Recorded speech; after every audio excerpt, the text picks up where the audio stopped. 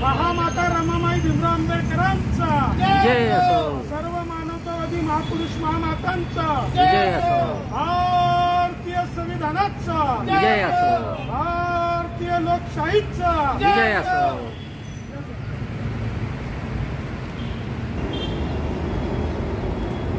महामाता रमाबाई भीमराव आंबेडकरांचा भारतीय लोकशाहीचा भारतीय संविधानाचा तथागत भगवान गौतम बुद्धांचा तथागत भगवान गौतम बुद्धांचा जय असो.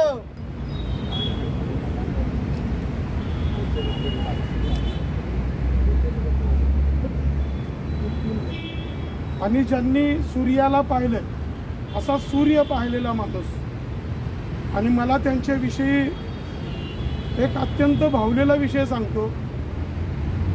ज्यावेळेस बाबासाहेब आंबेडकर यांनी नागपूरला बौद्ध धम्माची जी दीक्षा घेतली तो जो ऐतिहासिक क्षण आहे तो इतका छान त्यांनी टिपलेला आहे. खरं तर मी सांगणं म्हणजे बरोबर नाही, त्यांच्या शब्दामध्येच तो क्षण सांगतील.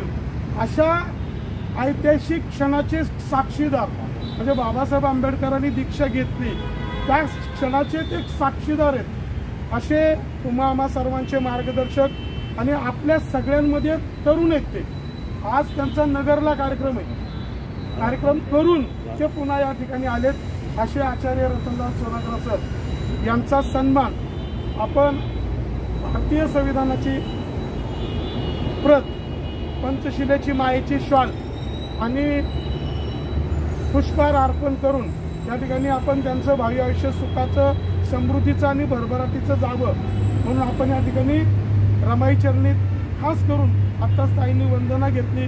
मी काकूंना विनंती करतो की त्यांनी या ठिकाणी त्यांचा सन्मान करायचा.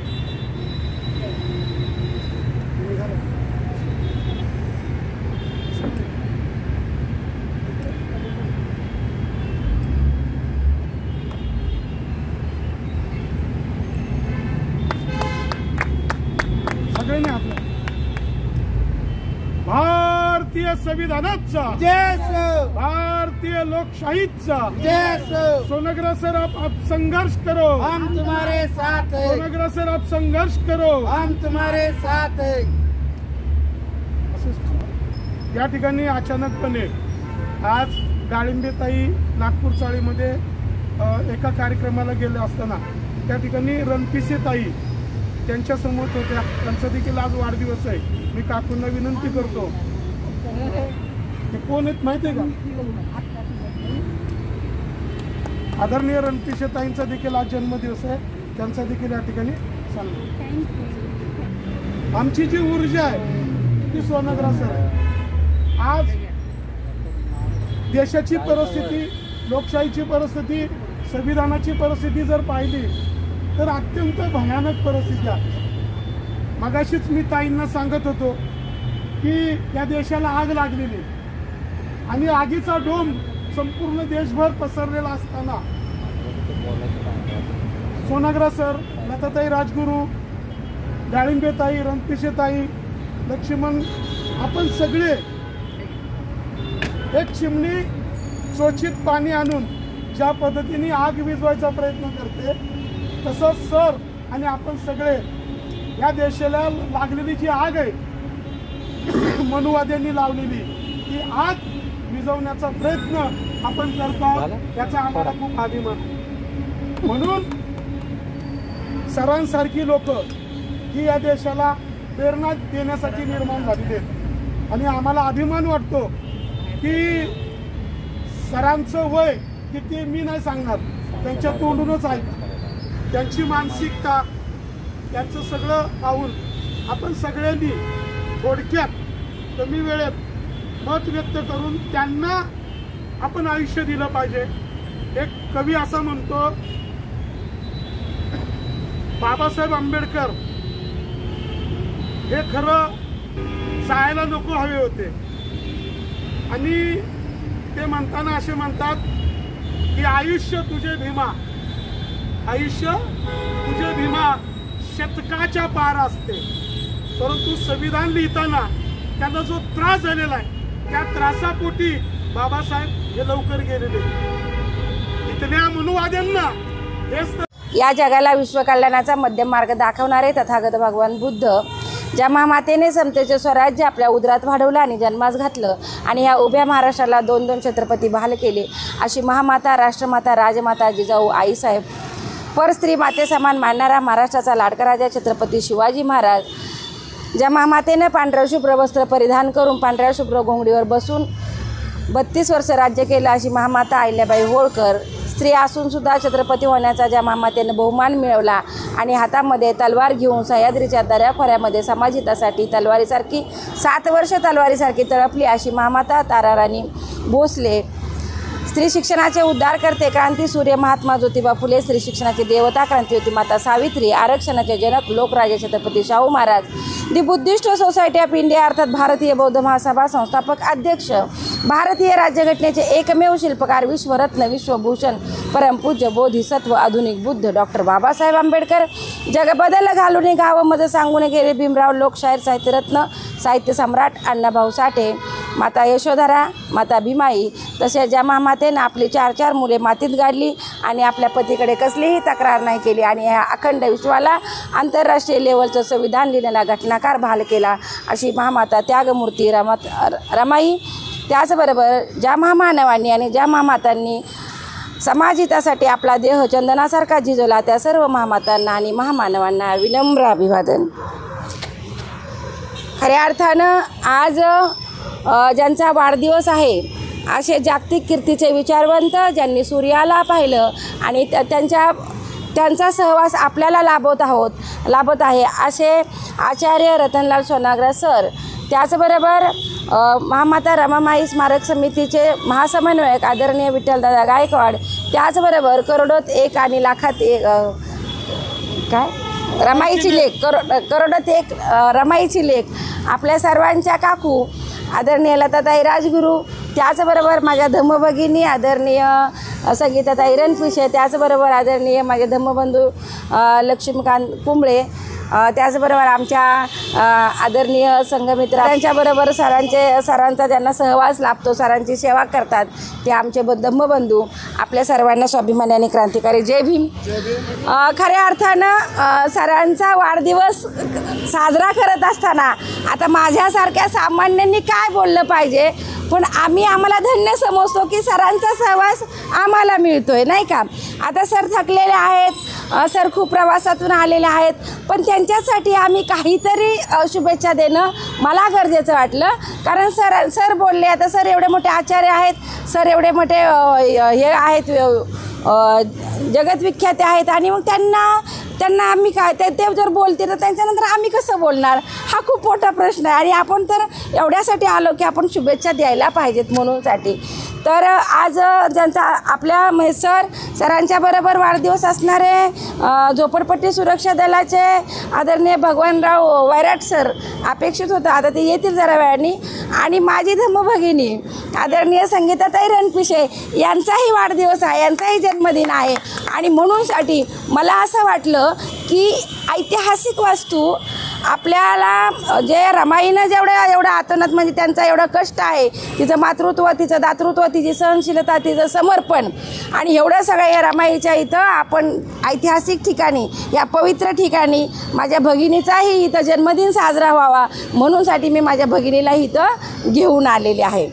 आणि मग सरांना मंगलमय शुभेच्छा देत असताना आता सरांना काय आपण म्हणणार, सरांनी एवढं सगळं केलेलं आहे, तेवढे कीर्तिवंत आहेत, तेवढे यशवंत आहेत, आणि मगाशी आपण बोलत असताना त्यांच्यातले जे गुण आहेत ते आमच्या संघमित्रा मॅडमनी सांगितले मगाशी की सर मुलाखत देताना कसे देतात, म्हणजे एवढं फ्रँकली, एवढं प्रसन्न, एवढं हसून, म्हणजे मी एवढा मोठा आहे बाबा आणि मी एवढा मोठा आहे तर मी असं कसं बोलायचं. मग मोठ्या माणसाला असं वाटतं मी हसावं का, मी हसू पण नाही असं वाटतं, मग त्याला असं गंभीरच राहिलं पाहिजे का, तर तो मोठा आहे, विद्वान आहे, तत्ववेत्ता आहे, नाही का. आणि मग त्या माणसानं त्याला असं ते स्टेप असतात त्या, नाही नाही हे मला शोभत नाही असं न म्हणता ते दिलखुलास असं हसतात, आपल्या सगळ्यांशी बोलतात, सर्वसामान्यांशी बोलतात.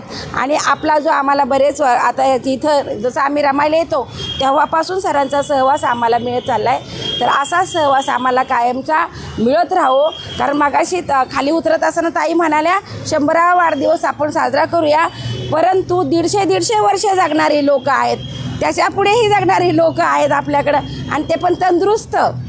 आणि आत्ताचं जे देशातलं वास्तव जर आपण बघत असू, आणि ते वास्तव, कारण परिवर्तन हा निसर्गाचा नियम आहे, आणि हे वास्तव बदलण्यासाठी सरांच्या सारख्यांची गरज आहे आणि त्यांच्या मार्गदर्शनाची आपल्या सगळ्यांना गरज आहे.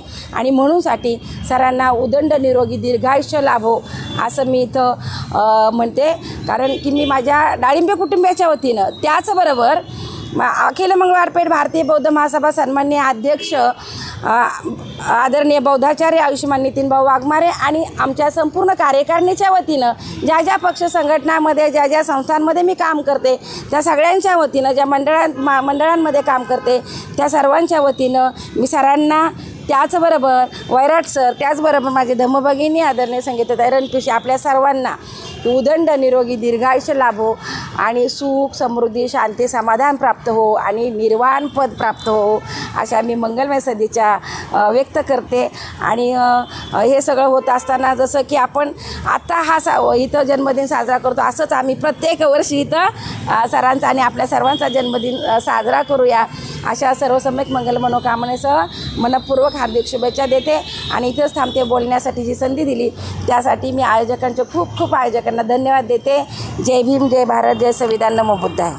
त्या ठिकाणी कॅन्सर आर्मी स्वराज क्रांती सेनेचे नेते त्याप्रमाणे महामाता रमाबाई भीमराव आंबेडकर राष्ट्रीय स्मारकचे संघटक आदरणीय लक्ष्मीकांत कुंबळे यांनी थोडक्यात शुभेच्छा द्यावी. ईश्वररत्न डॉक्टर बाबासाहेब आंबेडकर, छत्रपती शिवाजी महाराज, लोकशाहीर अण्णाभाऊ साठे, महामाता रमाबाई भीमराव आंबेडकर यांचा अभिवादन करून जागतिकरीत्या विचारवंत आचार्य रतनलाल सोनवणे यांच्या वाढदिवसाच्या निमित्तानं या ठिकाणी विठ्ठलदादा गायकवाड वाढदिवसाच्या इथं कार्यक्रम ठेवल्याबद्दल विठ्ठलदादा आणि त्यांचे सर्व, लताताई राजगुरू यांना, सर्व डाळिंबेताई आपले सहित वाढदिवसानिमित्त सर्व माता भगिनींना शुभेच्छा देऊन या ठिकाणी रमाबाईच्या इथं सर्व आपल्या रतनलाल सोनरगा यांना लाख शुभेच्छा देऊन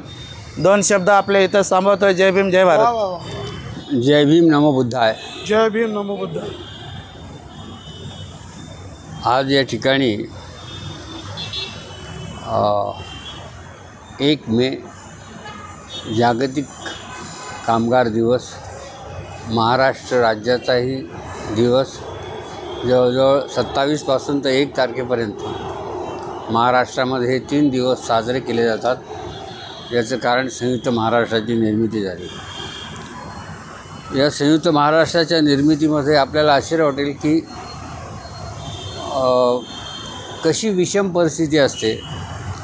त्यावेळी मी विरोधी पक्षात होतो आणि सत्ताधारी पक्ष हा लोकांच्या विरोधात होता, महाराष्ट्राच्या विरोधात होता. मी विद्यार्थी होतो, अगदी 10वीत. त्यावेळी मी वर्तमानपत्र काढलं महाराष्ट्रासाठी आणि त्याच्यावरती पहिल्यांदा 4 ओळी लिहिल्या. महाराष्ट्र मेले तरी राष्ट्र मेले, मराठ्याविना राष्ट्र गाडा न चाले, खरा वीरवैरी पराधीनतेचा, महाराष्ट्र आधार या भारताचा. एक 10वीच्या विद्यार्थ्यांनी वर्तमानपत्र काढणं हे विलक्षण होतं आणि तेही विरुद्ध बाजूनं घेणं. कारण सगळी वृत्तपत्र सत्ताधारी पक्षाच्या बाजूनं, संयुक्त महाराष्ट्राच्या बाजूनं एकच संयुक्त महाराष्ट्र पत्रिका नावाचं वर्तमानपत्र मुंबईहून निघत होतं. त्याचे संपादक होते अशोक पडबिद्री आणि दिनू रणदिवे. ते दिनू रणदिवे बिचारे आत्ता गेलेत, खूप वयस्कर होऊन गेलेत, पण त्या काळात ते जाऊन होतं आणि फक्त मी नगरहून एक वृत्तपत्र काढलं. आता हे संयुक्त महाराष्ट्राच्या प्रचाराकरता काढलं. माझं नाव रतनलाल तसं पाहिलं तर आपल्या देशातल्या जातीय गोष्टीप्रमाणे माझा काही संबंध नाही. कशाला मी महाराष्ट्राचं काम करावं, रतनलालनी का करावं. तर माझ्या मित्रालासुद्धा जाऊन लोकांनी दम दिला की अरे आपल्याला काय करायचं आहे, आपल्याला कशाला महाराष्ट्र पाहिजे, तुझा मुलगा काय करतो वगैरे वगैरे. पण सांगण्याचं कारण त्या संयुक्त महाराष्ट्राच्या लढ्यात मी होतो म्हणून महाराष्ट्र दिनाच्या विषयी मला हे सांगताना अभिमान वाटतो. अभिमान असं वाटतो की त्या काळात वृत्तपत्र नाहीत बाजू घेणारी, त्यावेळी मी ही बाजू घेतली आणि भयानक लेख लिहिले. भयानक म्हणजे आता मलाही त्याचं वाटतं की वा ही का आपण कसं लिहिलो. अक्षरशः त्यावेळी मी लिहिलं होतं की 105 हुतात्म्याच्या रक्ताने माखलेले काँग्रेसचे हात अत्तराच्या समुद्रात घातले तरी ते त्याचे पाप डाग जाणार नाहीत, असे हेडिंग, असे शीर्षक माझ्या वृत्तपत्रामध्ये. त्यावेळी संयुक्त महाराष्ट्र लढ्यात निवडणुका आल्या. BC कांबळे आमच्या भागातून उभे राहिले. त्यांची कोणालाच ओळख नाही, ते मुंबईचे आणि नगरमधून उभे राहिले. आणि नगरमध्ये कुठलंच वर्तमानपत्र नाही, माझंच एकट्याचं. तुम्ही सांगितलं बा BC कांबळेचा परिचय तरी लिहून द्या, तर दादासाहेब रुपवतेंना विनंती केली जाऊन की BC कांबळेचा एक परिचय लिहून द्या. त्यांनी लिहून दिला, तो मी छापला. BC कांबळेचं ओळख करून दिली की BC कांबळे कोण आहे.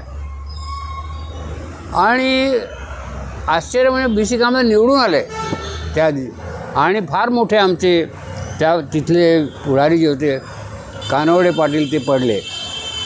मी काय काय लिहायचं म्हणजे मला आता आश्चर्य वाटतं की मी लिहिलं की उडत्या अफवा एक कॉलम लिहायचं. त्या अफवामध्ये काय लिहिलं की BC कांबळेंची सगळी भाषणं ऐकून कानवडे पाटलांना वेड लागलेले आहे. मग अशा अफवा म्हणजे आपल्याच वतीनं बातम्या द्यायच्या. आणि अशा प्रकारे ते काम केलं. पुढे वयाप्रमाणे ते वर्तमानपत्र आपल्या कारणाने बंदही पडलं. तरी माझी वर्तमानपत्राची सेवा वेगवेगळ्या कारणानं बोलण्यानं चालू होती. भाषणं करत होतो, लोक ओळखायला लागले होते. आणि मग बाबासाहेबांच्या जयंतीमध्ये मला जास्त डिमांड होती, त्यांना बोलवा. कारण मी कधीतरी एखादं असंच वाक्य बोलून जायचं की मग लोकांना फार एकदम आश्चर्य वाटायचं की बा असं कसं बोलले. एकदा असं काहीतरी बोलताना म्हणालो की त्या हिमालयाकडे पाहण्यामध्ये यांची दृष्टीसुद्धा नाही, बाबासाहेबासारखा हिमालय समोर उभा असताना वगैरे वगैरे. तर लोक बोलणार बाबा याला बोलवा आता.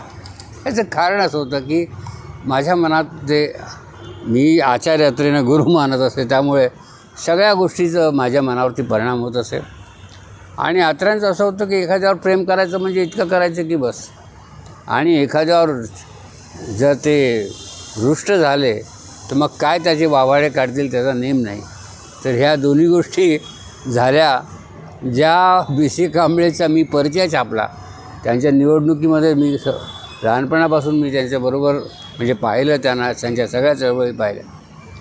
पण एक दिवस असा आला की त्यांच्यावरती टीका करण्याचा मला प्रसंग आला आणि त्यांनासुद्धा फार वाईट वाटलं की मी त्यांच्यावर टीका केली.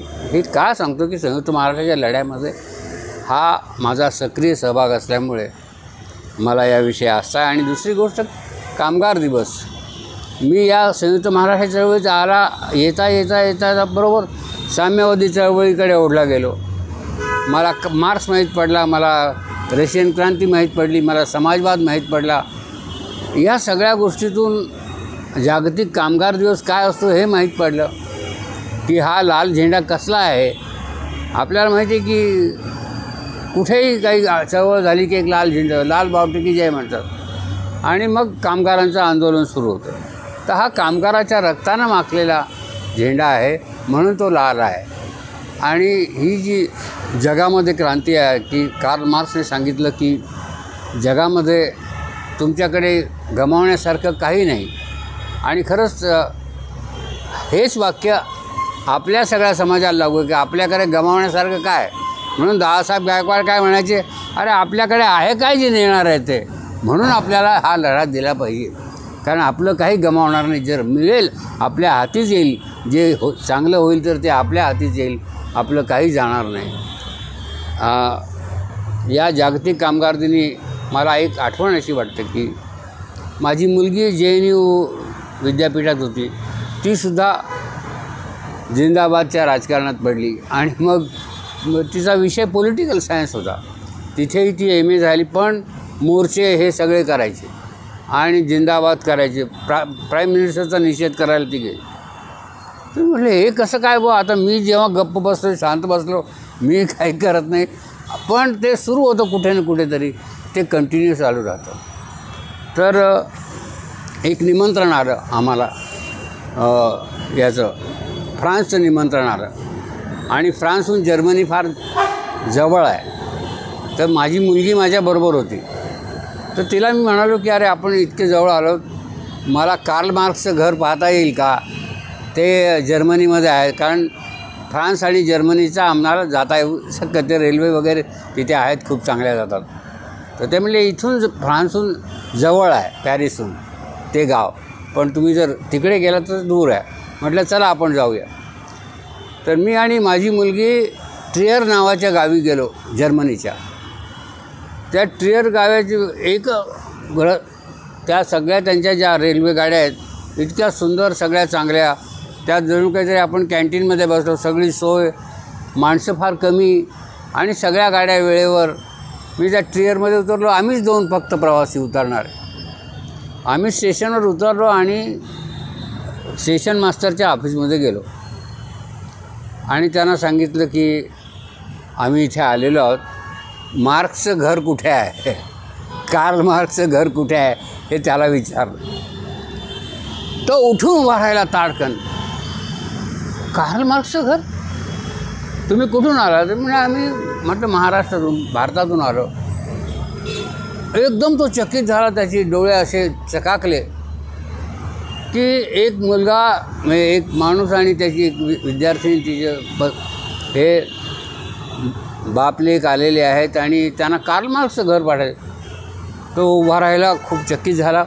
ठीक आहे म्हणे, सगळा रस्ता वगैरे दाखवला की इथून गेल्यावर तुम्ही असं मिळेल ते. आम्ही गेलो, त्या कार्ल मार्क्सच्या घर पाहिलं, फोटो काढले आम्ही. तर मला विचारलं हो तुम्ही कुठे गेलात? ते म्हटले तुम्ही चारोधामला जाता, आमचे चारोधाम वेगळे आहेत.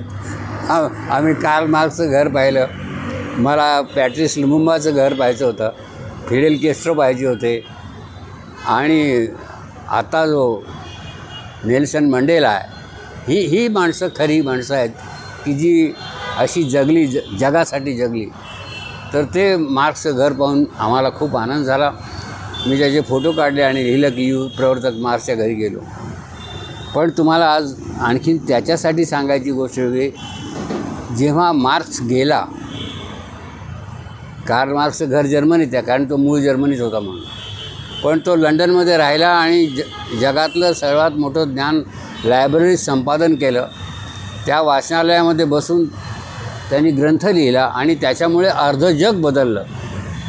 पण तुम्हाला आणखीन आश्चर्याची गोष्ट सांगतो, बॅरिस्टर PG पाटील हे लंडनमध्ये गेले आणि त्याच लायब्ररीत गेले.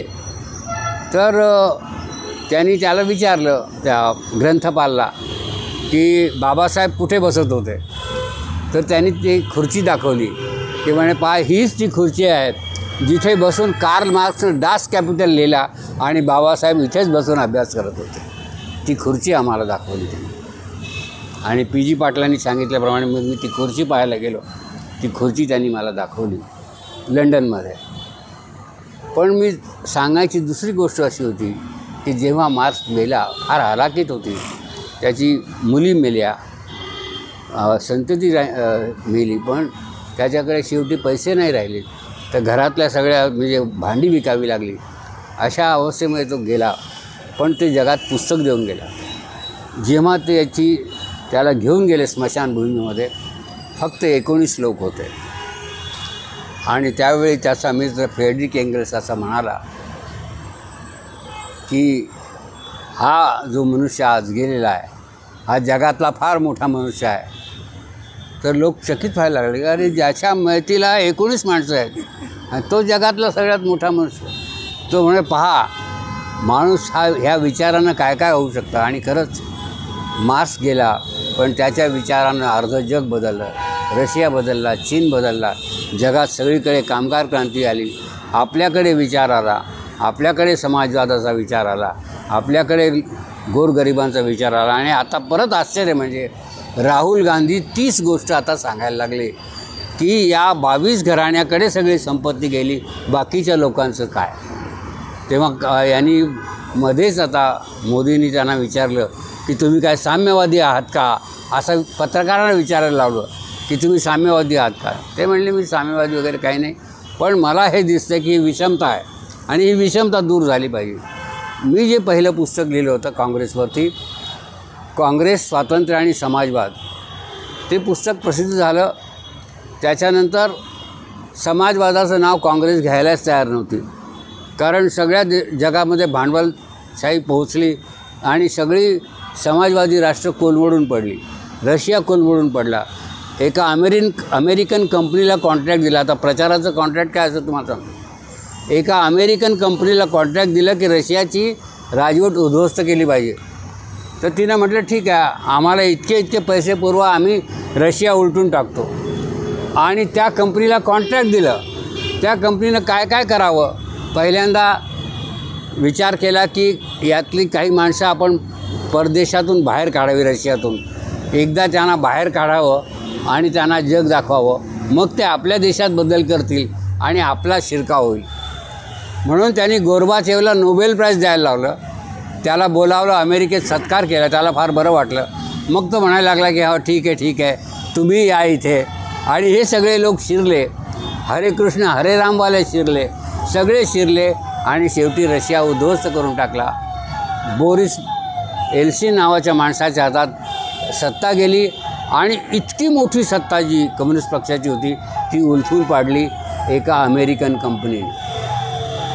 तर सांगत होतो की हे जे भांडवलशाहीचं तंत्र हे आता देखील सुरू झालेलं आहे. मोदींनी सगळ्यांना कॉन्ट्रॅक्ट दिलेले आहेत की हे काँग्रेसची बदनामी करावी, राहुल गांधीची बदनामी करावी आणि त्यांनी सांगावं की हा मूर्ख आहे, हे काही नाही येऊ शकत. आज खरा विचार राहुल गांधी सांगतायत की काँग्रेस पक्ष हा गोरगरिबांच्यासाठी लढणारा पक्ष आहे आणि गोरगरिबांना त्यांचं जीवनमान सुसह्य केलं पाहिजे. काही घराण्यांनाच फक्त कॉन्ट्रॅक्ट देऊन चालणार नाही, तर संपत्तीचं देखील वितरण सगळीकडे झालं पाहिजे. हा विचार जेव्हा राहुल गांधी मांडायला लागले तेव्हा तर जास्त हल्ला होतो आहे. पण आता तुम्हाला आश्चर्य वाटेल की राहुल गांधीनं सर्व देश पिंजून काढलेला आहे, कारण त्यांना माहिती आहे की माध्यमं काही देत नाही, कुणी काही लिहित नाही, कुणी सांगत नाही, छापत नाही. मग आपल्याला कशाला डायरेक्टच कॉन्ट्रॅक्ट करू ना लोकांना. हे पाहायचंच नाही, हे टी व्हीच बंद करायचे. एकाला विचारलं की बा तुम्हाला कुठला टी व्ही आवडतो, झी टी व्ही आवडतो का अमुक टी व्ही आवडतं, म्हणतो मला बी टी व्ही आवडतो. तर म्हणजे बी टी व्ही म्हणजे काय, ते बंद टी व्ही. तर आता बंद टी व्ही फार महत्त्वाचं आहे. हे झी टी व्ही बी टी व्ही काही महत्त्वाचे नाही. याचं कारण ते सगळं खोटी गोष्ट सांगतात आणि नरेंद्र मोदी देखील खोट्या गोष्टी सांगून आता आपलं बदलत आहेत. आता त्यांची स्थिती खराब झालेली आहे आणि एक आपण शेवटचा घाव जर आपण टाकला तर नक्कीच जाईल. त्यांचं काहीही बहुमत येणार नाही आणि म्हणून ते एकदम निराश झालेले आहेत. सगळी त्यांची मीडिया आता बदलायला लागले, सूर बदललेले आहेत. जो सुधीर चौधरी कधीही बोलत नव्हता तो प्रश्न विचारायला लागला पहिल्यांदा. हे जे विकत घेतलेले पोपट देखील जेव्हा उलटायला लागले तेव्हा आपण समजावं की यांचे दिवस भरलेले आहेत. तर अशा आजच्या स्थितीमध्ये आपल्याला आशेचाही किरण आहे, पण आपल्याला लढायची देखील तयारी ठेवली पाहिजे. याचं कारण आहे की आपल्याला पुढे ते राज्य टिकवलं पाहिजे, कारण यांचं बहुमत येणार नाही. पण हे काय करतील, लार्जेस्ट पार्टी म्हणून द्रौपदी मुर्मूला त्यांनी निवडून ठेवलेलं आहे.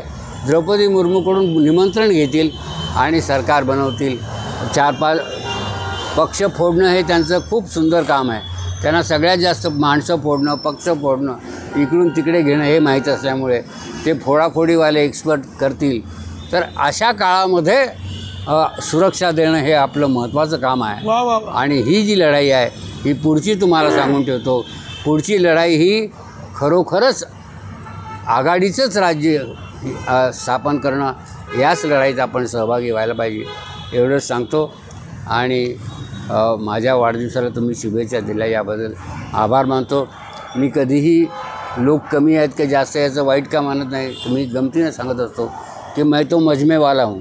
वा मी उभा राहतो, औषध विकणारा काय करतो, पहिल्यांदा 3 पत्ते टाकतो, 2 पत्ते ये इधर बोलतो, इधर करतो आणि मग सांगतो की देखो अभी इस डिब्बी में क्या है, इस डिब्बी में पद्मनाग है, वो उड़ता है हवा में, लोक जमा होतात. शिकारे काय काहीतरी आता पद्मनाग डब्यातून निघेल, तो पद्मनाग काही निघत नाही, पण त्यानंतर तो मग आपला औषध विकून मोकळा होतो. तो सांगतो की फिर काय, ये दात दुखता है मलम लगाओ, पेट दुखता है मलम लगाओ, आणि ते मलम विकून टाकतो. तसं मी म्हटलं की वो मजमेवाला वो सच्चा वक्ता है. सबसे बड़ा वक्ता कोई ये नेता नहीं है, वाह वाह. वो मजमे वाला है कि जो बराबर दवाई बेचता है और बराबर लोगों को बताता है. तो मतलब मैं तो मजमे वाला हूँ, मैं कोने में भी खड़ा रहूँगा, बात शुरू करूँगा, 10 लोग आ जाएंगे तो मैं अपनी बात बता दूँगा. तर मला गर्दीचंही काही वाटत नाही, मला लाख लोकांचंही काही कौतुक वाटत नाही आणि 5 असले तरी कौतुक वाटत नाही. याचं कारण आहे की माझ्या विचारांचे वाहक 2 माणसामध्ये जरी गेले तरी मला फार आनंद वाटेल, की एका माणसाला जरी मी बदलू शकलो तरी मला आनंद वाटेल. यामुळे मी आपल्या सर्वांचा कृतज्ञ आहे. आपण या ठिकाणी उपस्थित राहायला मला शुभेच्छा दिल्या. धन्यवाद. भगवान गौतम बुद्ध, परमपूज्य नेते डॉक्टर बाबासाहेब आंबेडकर, माता रामाई, माता भीमाई, छत्रपती शिवाजी महाराज, शाहू महाराज, अण्णाभाऊ साठे, सर्व महापुरुषांना अभिवादन करून आज महामाता रामाई भीमराव आंबेडकर राष्ट्रीय स्मारकच्या वतीने आपले सर्वांचे लाडके रतन सोनाग्राज दादा यांचा वाढदिवस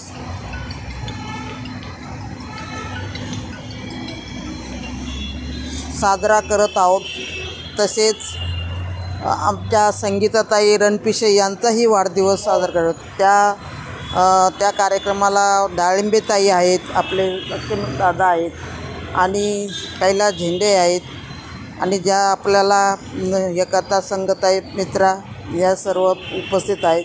आणि ज्यांनी हा कार्यक्रम घडवून आणलेला आहे ते आमचे विठ्ठलदादा गायकवाड.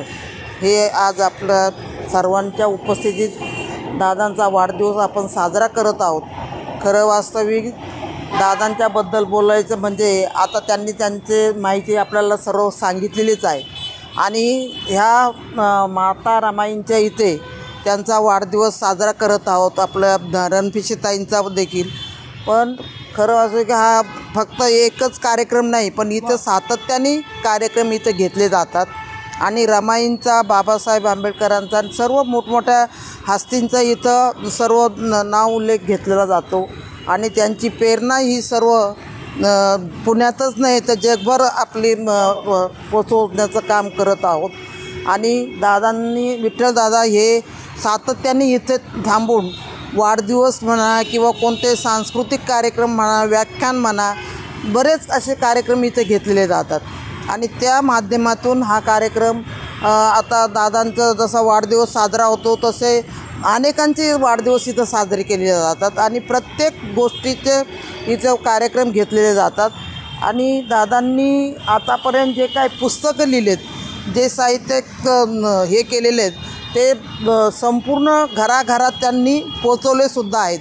आणि कोणताही कार्यक्रम असला तर ते 200, 500, 1000 इथं पुस्तकं आमच्याकडं आणून ठेवतात आणि आम्ही प्रत्येक कार्यक्रमाला हे मोठे फुलांचे गुच्छ देण्यापेक्षा, हार घालण्यापेक्षा आम्ही तो पुस्तक त्यांना देऊन लोकांचे सत्कार करत असतो. आणि हे म्हणजे आता जसं पुतळा बसवल्यापासून आपण हे कार्यक्रम सातत्याने इथं राबवत आहोत आणि 24 तास इथं जसं ZTV चालू असतं तसं ZTV आमचे विठ्ठलदादा गायकवाड इथं हे सारखे बसलेले असतात. रात्रंदिवस तुम्ही कधीही बघा तुम्ही. आणि त्यांना घरदार हे जरी असलं परंतु त्यांचं घरं इथंच आहे, सर्व इथंच त्यांचं सर्व चालू असतं. प्रत्येकाचा कार्यक्रम हे इथं साजरे करत असतात.